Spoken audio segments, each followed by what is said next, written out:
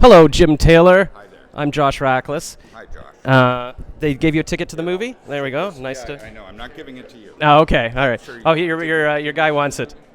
He wants the ticket. I don't know. He's not going to give it back. No, he looks sketchy. I would avoid that guy. I didn't know you were going to be walking the red carpet, so I didn't draw a cartoon of you. I'm sorry, but I'm sure you know what. It's probably a good thing. Yeah. I mean, you're a good-looking guy. These are bad cartoons. But we did one of Alexander and some of the actors and stuff. And kind of the theme here was I was asking people how they crammed in so much productivity in their life. Did they downsize anything in their own life to be more efficient? Mm-hmm. And you might understand that question better than the actors because you're the screenwriter. So you understand sort of, I guess the concept of downsizing is making things smaller to fit more in the world.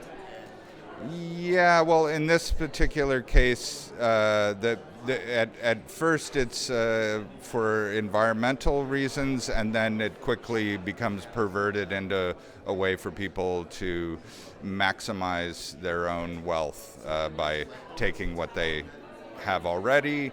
And so if they have a little tiny apartment, and they can sell it and buy a huge house in the downsized world.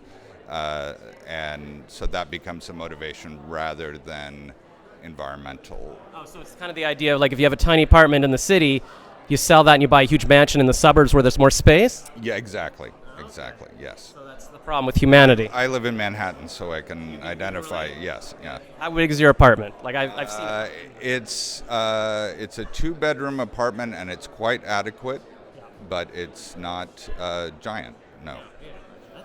How do you come up with this? Like you wrote this yourself? Is this based on a story or something? Or Initially, it was inspired by my brother, who was thinking about, as an environmental thing, he was just doing a little, mental game to think, what if people were X amount smaller, and he tried different sizes and things like that, and he talked to me about it. He kind of couldn't let go of the idea, and then I thought, that might make a interesting movie, and then I talked to Alexander, and because I'm a big environmentalist myself. I took Al Gore's climate reality training.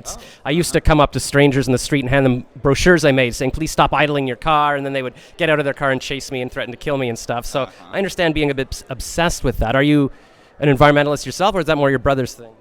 It's not. I wouldn't say. Well, hopefully everybody is. Yeah, at this point. I mean, that's the nice thing, is that it certainly is an issue that should unite everybody, considering. So, and I think it's important to remember that there's a spectrum, and that I think there's a radical version of it, and then there's a version that's just trying a little better, and really that we have to change the laws more than anything else, and so it's all very tough. And I've sort of learned lately that the left and the right, they both have extremes that are irrational. So we need to sort of actually think, okay, what are the real problems? Don't get personalities involved. If you hate Al Gore as a person, that's not a reason to pollute, that kind of thing. So what do you think the eventual takeaway of this movie is? Is it sort of an environmental treatise, or is it more like, hey, don't be jerks and try to buy big houses, or?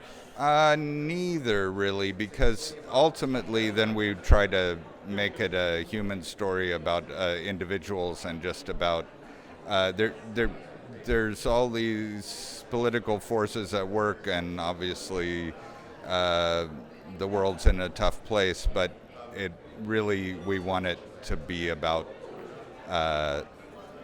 Paul Safranek and Nyok Lan, who's characters' names. Yeah. I don't know what you're talking about. Yeah, I was going to say Matt Damon and Hong Chow are the actors, but anyway, Anyway, they say, the political is personal, the personal is political. If you can make it a personal story, then it's something. Nobody wants to watch a documentary about the environment, but you want to watch a story. And just as something that's entertaining, and then leaves you with a little something to think about.